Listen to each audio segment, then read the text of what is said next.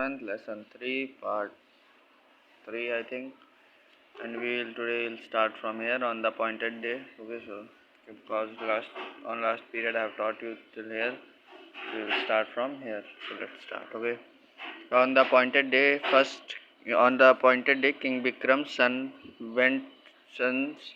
went to show him their wives handkerchief. तो क्या हुआ कि अपॉइंटेड डे जिस दिन की बात हुई थी उस दिन राजा विक्रम के लड़के गए उसके पास अपनी वाइफ्स के हाथ की बनी हैंकरचीफ यानी कि रुमाल दिखाने के लिए. First of all the eldest son showed his handkerchief. तो सबसे पहले जो सबसे बड़ा लड़का था उसने अपनी हैंकरचीफ दिखाई.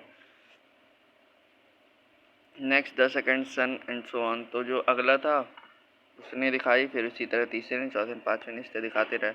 And the last of all came the youngest sun with the almond in hand. और सबसे आखिरी में उनका सबसे छोटा लड़का आया जो कि अपने हाथ में आलमंड यानी कि बादाम लिए था. After showing proper respect and courtesy to his father. अपने पिताजी को इज्जत और फिर दिखाने के बाद ही spread out the handkerchief on the piece of a cloth upon he was sitting. तो उसने क्या किया कि उसने हैंकरचीफ को फैला दिया उस क्लोथ के ऊपर जिसके ऊपर वो बैठा था. The king was dilated with it. जो राजा था उससे बहुत खुश हुआ. And remarkable that he like the work of youngest daughter. तो जो किंग था वो बहुत खुश हुआ और रिमार्केबल था क्योंकि उसको उसका सबसे छोटी बहू का सबसे ज़्यादा काम पसंद आया था.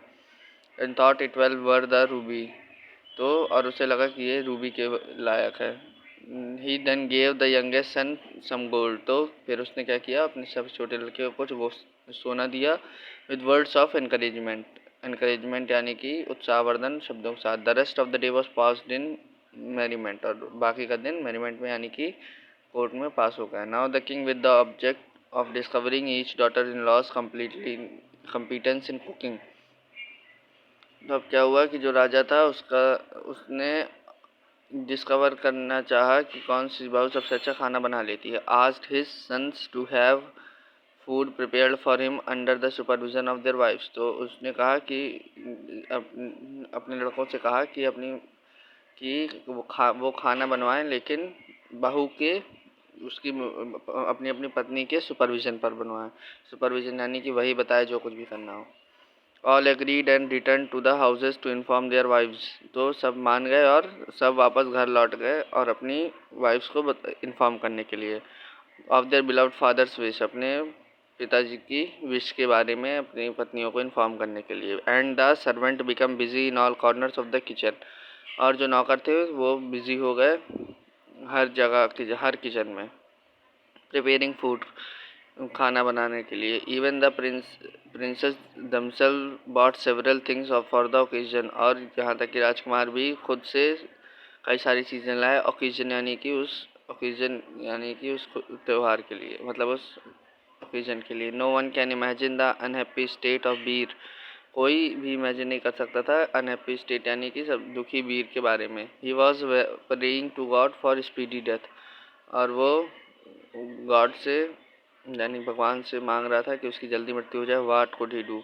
वो क्या कर सकता है. He did not want to commit suicide. वो सुसाइड कमिट नहीं करना चाहता. Life was too dear to him. उसके लिए ज़िंदगी बहुत प्यारी है. He went home with heavy heart. वो घर जाता है भारी दिल के साथ. When he entered the house his wife asked him how he was. तो जब वो वापस घर में घुसा तो उसकी पत्नी ने उससे पूछा कि वो कैसा है. He answered that the king wanted to eat at his house to see what kind of food was prepared under her supervision. तो उसने कहा कि राजा तुम्हारे घर में खाना खाना चाहते हैं और देखना चाहते हैं कि किस तरह का खाना तुम्हारे सुपरविजन में बना है. ठीक है. Thereupon she told him not to worry as doing it would be an easy thing for her. तो ये सुनने के बाद उसने कहा कि आप चिंता मत करिए, ये सब करना मेरे लिए बहुत आसान है. She asked him to rest and eat. और उसने उससे कहा कि आप आराम करिए और खाना खाइए.